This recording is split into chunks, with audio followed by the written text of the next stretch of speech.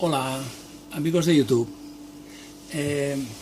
esta vez haciendo un pequeño parón sobre las reparaciones de radios y demás temas técnicos. Me pidieron varios suscriptores al canal que hablase de los condensadores, porque a veces me dicen si este condensador, por ejemplo, es igual que este, si este es igual que este, o este condensador es igual que este, o incluso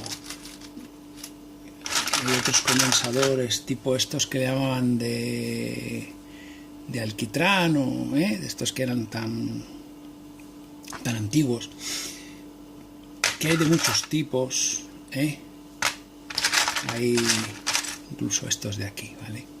Bueno, pues era un poco hacer una explicación de lo que es un condensador de este tipo, para que en el fondo este condensador cumple la misma función. Lo que cambia aquí es el arrollamiento que tiene, o la construcción, mejor dicho, la construcción de estos tipos de condensadores. Bien, no quiero hacer una disertación sobre lo que son condensadores y todas estas cosas, pero voy a dar unas ligeras pinceladas. Sabéis que no soy una persona que me extienda mucho en temas técnicos, pero bueno, un poquitín al nivel que yo pueda explicar, sí que os lo voy a explicar. A ver, un condensador básicamente hay de muchos tipos, pero en el fondo el principio básico, a ver si lo puedo esto levantar un poquito más y así ya se me aguanta. Sí, el principio básico de un condensador, dijéramos que serían dos plaquitas metálicas, estas están confrontadas entre sí, aquí tendríamos una y aquí tendríamos la otra, aquí tendríamos una conexión y aquí tendríamos otra conexión. Vosotros imaginaros que esto de aquí es todo lo que envuelve al condensador, que no vemos, ¿vale? Bueno, entonces aquí tenemos como dos parámetros fundamentales. Uno sería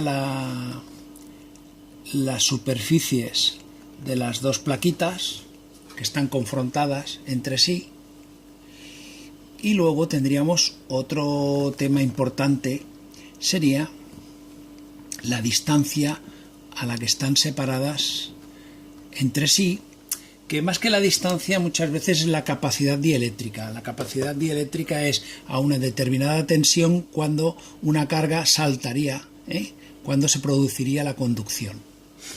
Los parámetros estos vienen a ser básicamente que esa S que os he comentado, esa superficie, hablando en bruto, la superficie en milímetros cuadrados, en centímetros cuadrados de superficie en confrontada, sería la capacidad.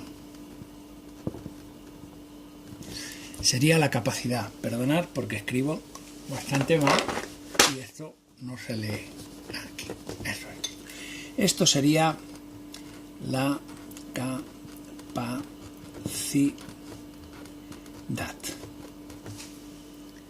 ¿vale? O sea, la superficie de estas dos placas confrontadas entre sí nos daría una capacidad. ¿En qué? Pues esta capacidad depende de las superficies, pues podría ser en picofaradios, en nanofaradios, en microfaradios, Vale. Y entonces la distancia D, que en el fondo luego os explicaré un poquito cómo se solventa, porque entonces para condensadores de alto voltaje tendrían que ser unos mamotretos horrorosos, como un bote de colacao. Entonces se soluciona de una forma que después. La distancia D sería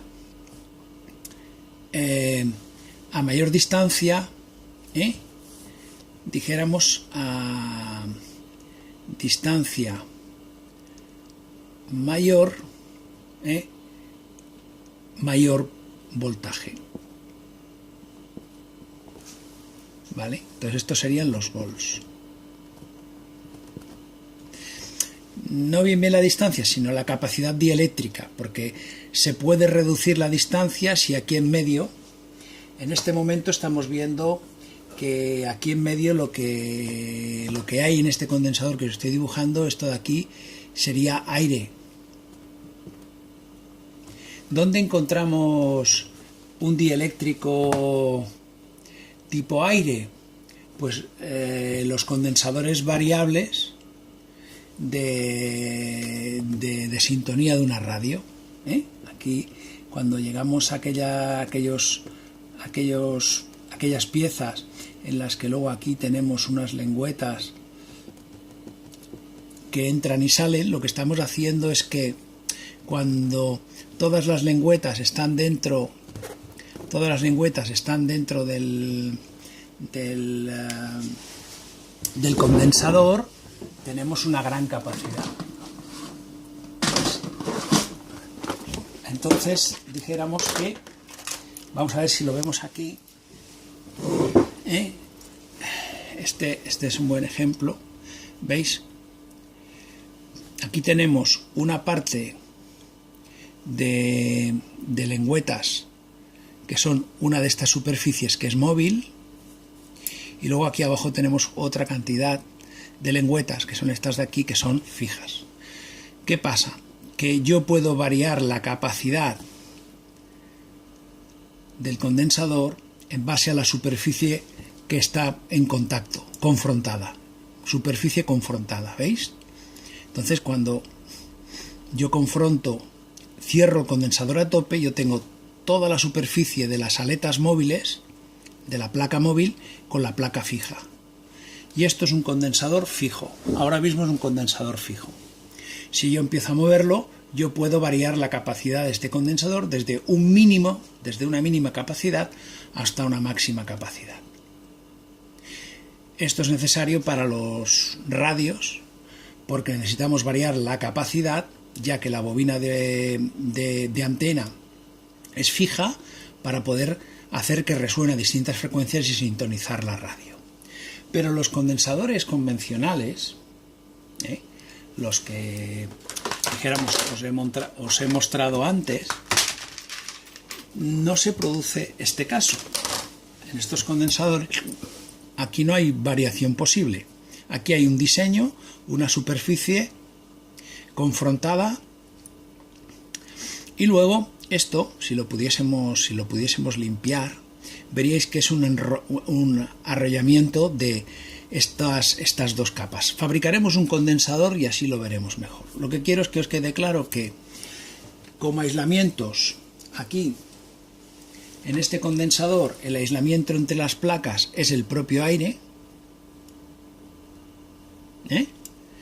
y en este de aquí el aislamiento que hay entre las diversas capas puede ser una lámina de este tipo de poliéster, entre las dos capas.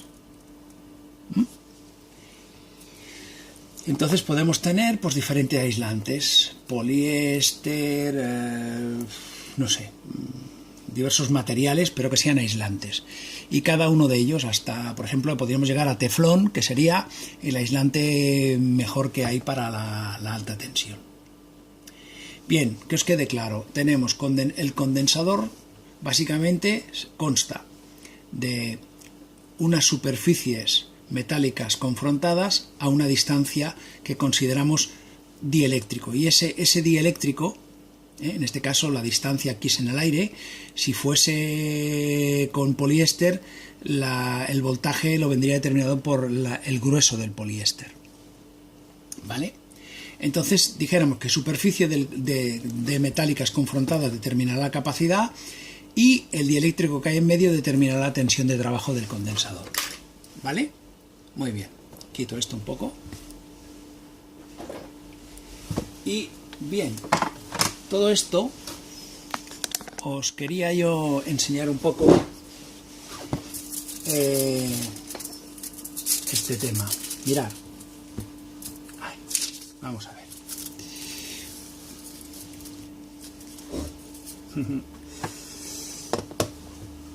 Muy bien. Mirad, tengo aquí unos trocitos de plástico. Los he sacado de... ¿Sabéis cuando se compra ese queso en lonchas? Pues entre loncha y loncha colocan este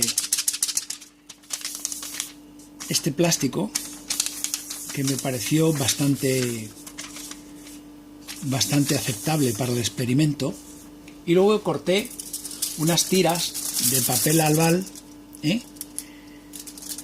que más o menos tuviesen la misma anchura que ¿vale? Entonces, ¿qué es lo que vamos a hacer? Vamos a fabricar un condensador. Entonces, lo que vamos a hacer va a ser colocar una tira aquí. Vamos a colocar otra pieza aquí delante y luego en sentido opuesto vamos a colocar otra. Lo que, para evitar que nos salga mal el experimento, tendremos que hacer que esta tira sea, que sea un poquito más estrecha que el propio, ¿veis? Que el propio aislante, para que no nos provoque ningún tipo de posible cortocircuito.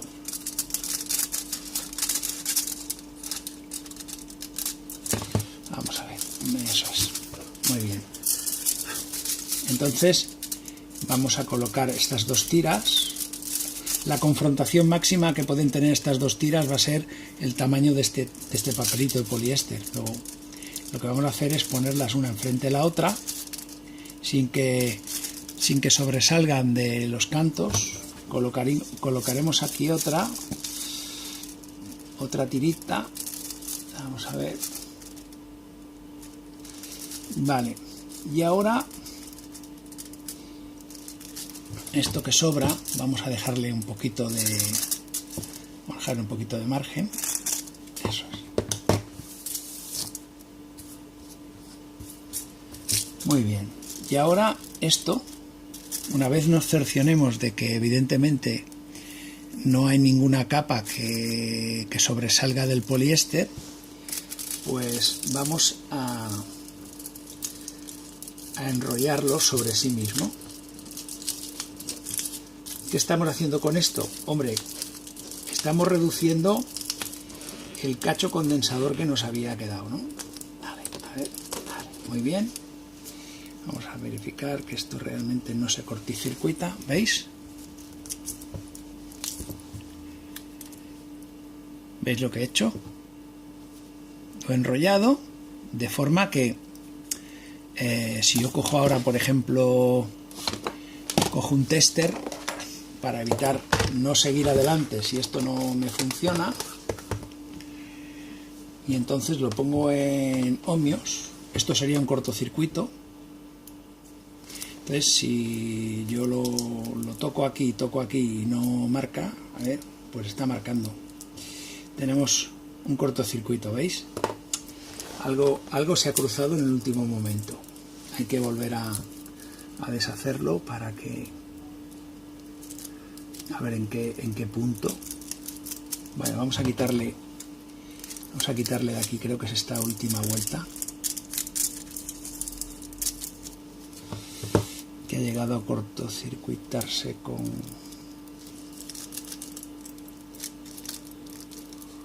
Creo, A ver, vamos a ver si esto... Jolines. sí. Es un poquito delicado de hacer porque estamos haciendo un apaño. Vamos a tirar para atrás, a ver en qué punto se tocan,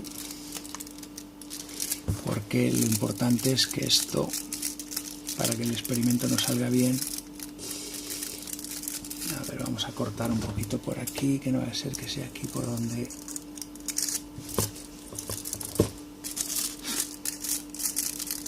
Dijéramos que una capa tiene que estar en una zona y otra capa tiene que estar en la otra zona. Y esto tiene que ser así. Vamos a ver si en qué vuelta se cortocircuita. Se cortocircuitaba por aquí. Vamos a darle ahora aquí un poco de gesto. Vamos a ver si ahora ya no se cortocircuitan. No, ¿veis? Ya no se cortocircuita. Es que si esto estuviera en cortocircuito no funcionaría el experimento. Bueno, ahora una vez lo tenemos ya, vamos a poner un poquito de cinta aislante para que se nos aguante. Voy a ponerlo así. ¿Veis? Vamos a...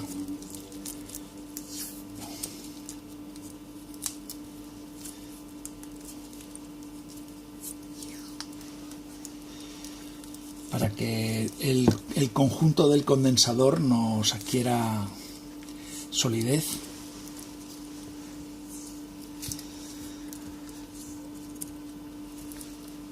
Vale.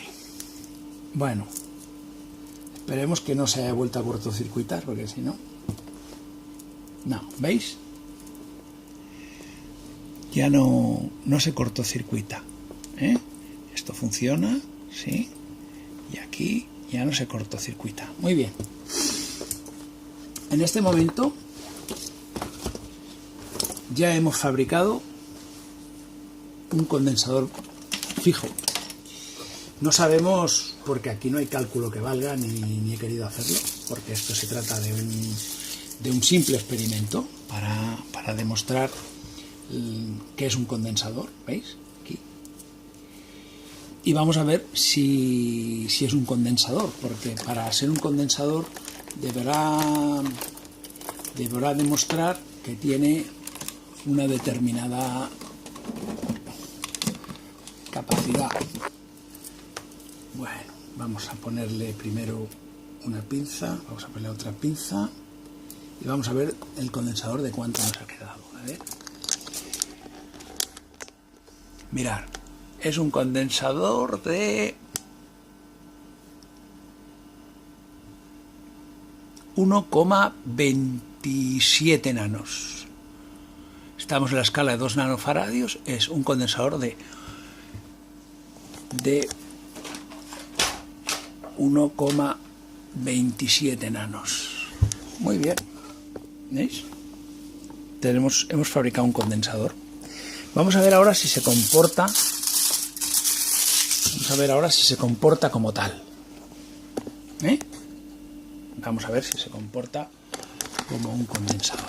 Lo que vamos a probar primero va a ser, ya que sabemos su capacidad,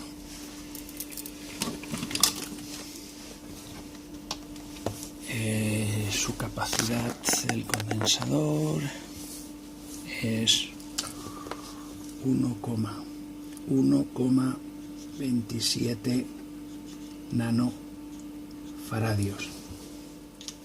¿Vale? Vamos a ver. La capacidad que tendrá de acumular energía va a ser muy pequeña. Pero bueno, por si acaso, vamos a verificar también. Aquí a 200 voltios. Vamos a poner aquí una pinza, vamos a poner aquí la otra pinza.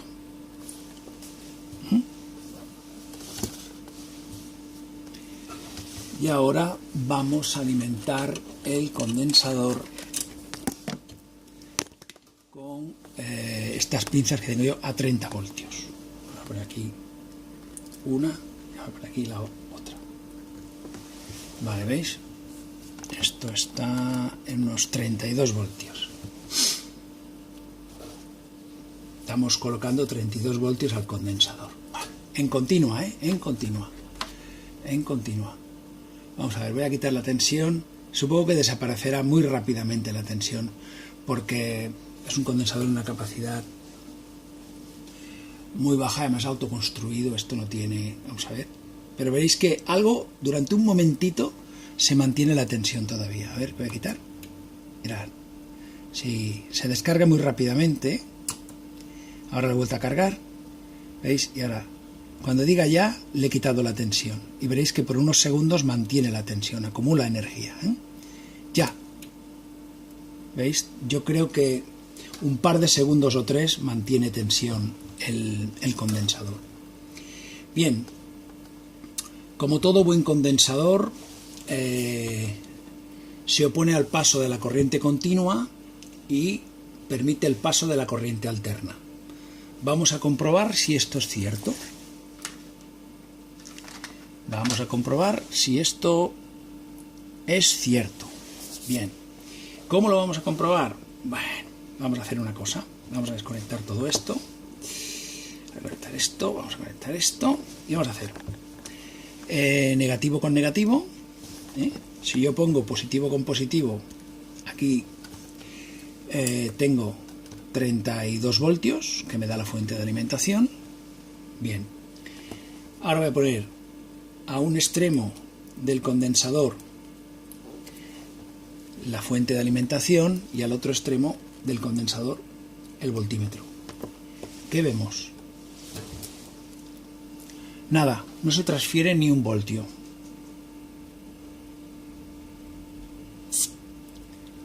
Cuando un condensador está parcialmente cruzado o está a punto de morir, a veces se transfieren milivoltios. Si está totalmente cruzado se transfieren voltios directamente, pero si no, milivoltios. En este caso es un condensador nuevo que hemos fabricado nosotros, como en este caso como fabricantes de condensadores. Pero veis, en continua, nada. Por esto estos condensadores se utilizan para acoplar etapas amplificadoras de potencia o de señal de radiofrecuencia. ¿Por qué? Porque la continua que polariza la lámpara preamplificadora se queda en la lámpara preamplificadora, se queda aquí. Y solo nos pasa la señal en alterna, que luego es amplificada a la siguiente lámpara, la preamplificadora. Vamos a hacer la prueba con alterna y lo veremos con el osciloscopio. Vamos a ver el experimento este con el osciloscopio. Muy bien. Voy a desconectar en principio la fuente de alimentación porque ya no la vamos a necesitar. Y lo que vamos a coger va a ser la señal alterna que genera el generador de radiofrecuencia. El generador que tengo aquí, que está ahora mismo, lo tengo en 100 hercios. Pero bueno, vamos a ver. Vamos a conectar el osciloscopio. ¿Cómo vamos a hacer esto? Vamos a sacar el voltímetro, porque aquí ya no es un tema de tensión, sino de señal. Ya hemos demostrado que la continua no pasa. Entonces ponemos negativo con negativo, la del osciloscopio y la del generador de señales. Y entonces vamos a hacer un poquito de grueso aquí para que sea más fácil de trabajar.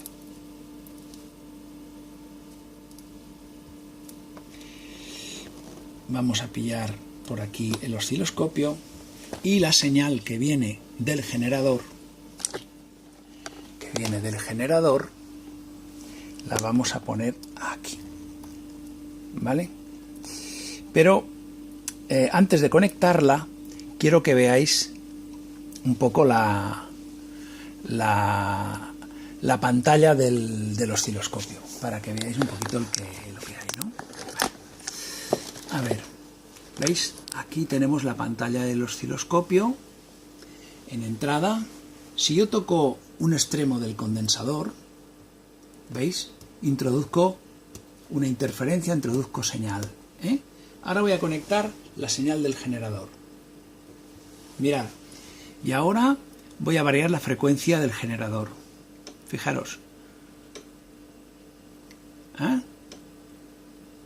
Cómo a través del condensador, voy a enfocarlo, tenemos aquí la señal que viene del generador, viene aquí, pasa por nuestro condensador casero, viene por aquí, el común es el común, las masas del osciloscopio y del generador, luego la señal entra, pasa a través de estas dos placas confrontadas del condensador y sale por este extremo que es la punta del osciloscopio, ¿vale? Entonces, fijaros cómo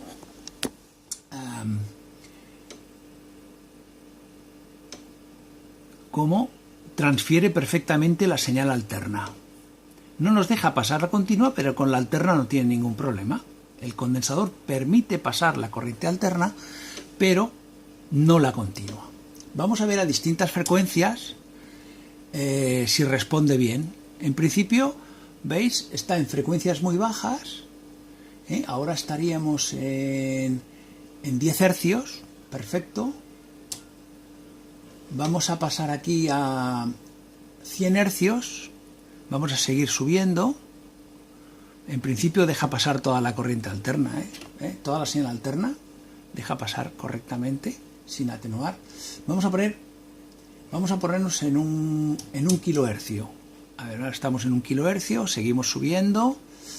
Hemos llegado a 10.000. A ampliar esto un poquito. Vale, 10.000, continúa esto funcionando bien.